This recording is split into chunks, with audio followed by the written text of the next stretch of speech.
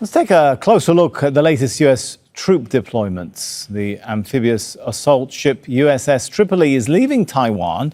It's scheduled to arrive in the Middle East later this week. The U.S. vessel is carrying the 31st Marine Expeditionary Unit with its complement of F-35 stealth jets and about 2,300 Marines.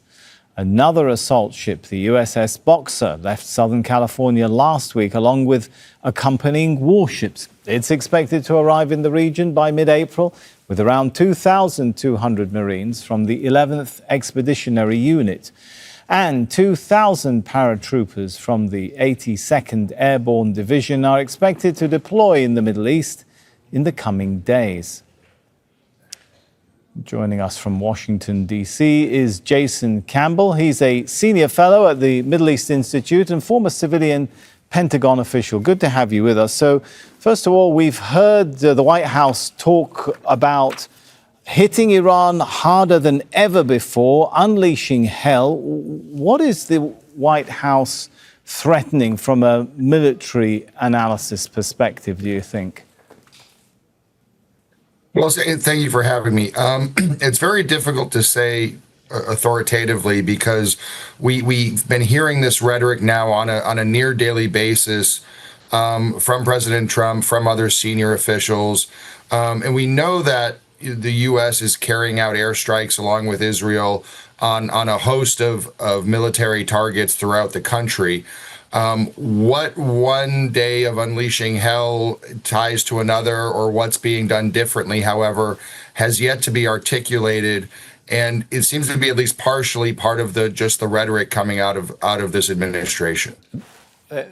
Let's take one scenario. Could it be intensified airstrikes on targets like the power plants, which Donald Trump had threatened to do, something that Western leaders have for a while condemned Russia for targeting energy infrastructure in Ukraine, framing it as outrageous, barbaric, and so on. Is that really what Donald Trump would, do you see him really going through with that? Well, I think part of his intent here is to be less than specific on some of the details. I think at the very least, he wants the Iranian regime to think that he's capable of doing that and that he will do it.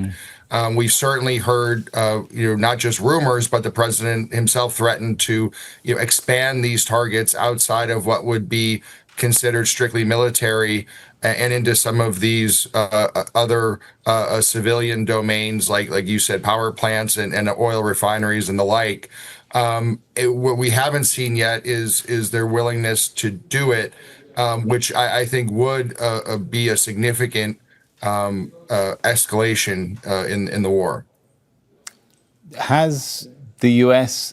figured out a way to protect Gulf allies were it to do something like that in the last, 48, 72 hours since that threat was made?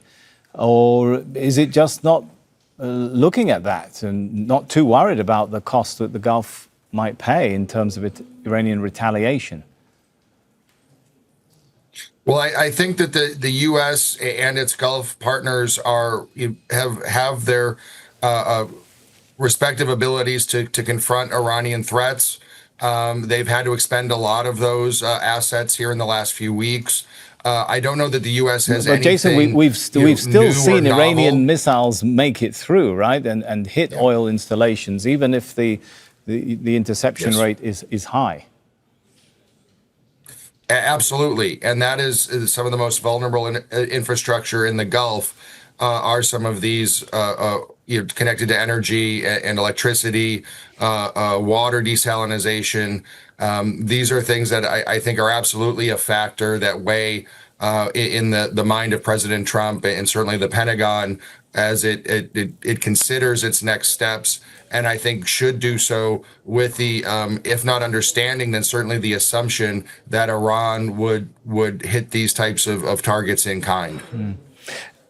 Could we know a lot of U.S. troops, or some U.S. troops, a lot is a relative term, I guess. So I think the numbers come to something like 8,000 are on the way on various ships. I went through them a moment ago.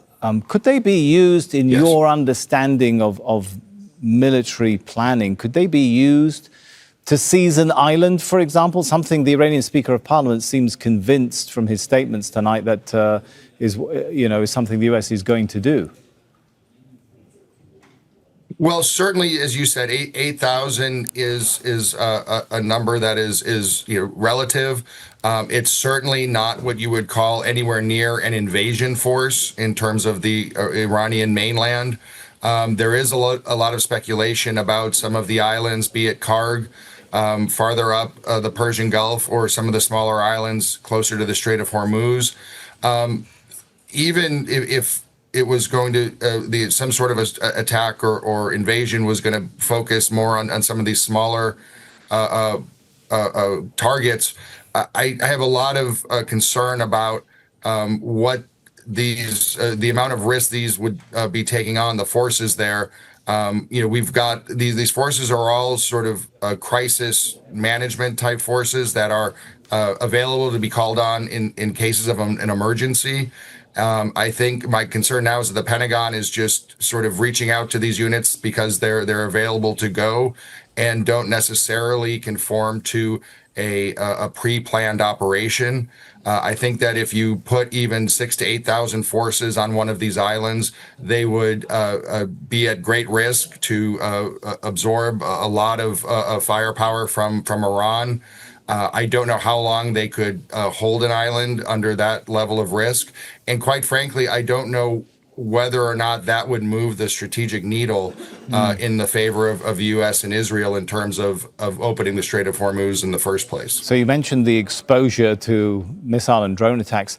How are we seeing the Pentagon take other necessary steps, usually for the deployment of ground troops, things like logistics, supplies for food?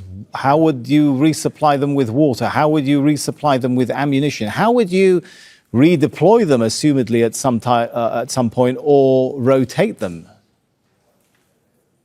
That's an excellent question. And again, this is where that 8,000 number really, in the grand scheme of things, isn't all that many. And these Marine Expeditionary Units are what we call organically supported as a unit. They have an air element, a ground element, obviously a naval element, and they have a sustainment element. The problem is they're best suited for an operation that might last a couple of weeks. And if this, as speculated, if they're going to be used to hold an island for a longer duration and under what would be, I would expect to be pretty persistent fires, all of those logistical questions are going to come into the frame very quickly. And what forces might be available to either backfill or serve as some sort of an emergency element probably wouldn't be ready, because these are the contingency units that they're relying on for such an attack. So still a lot of questions, but thanks for coming and helping us get through some of them. Jason Campbell there, Senior Fellow at the Middle East Institute.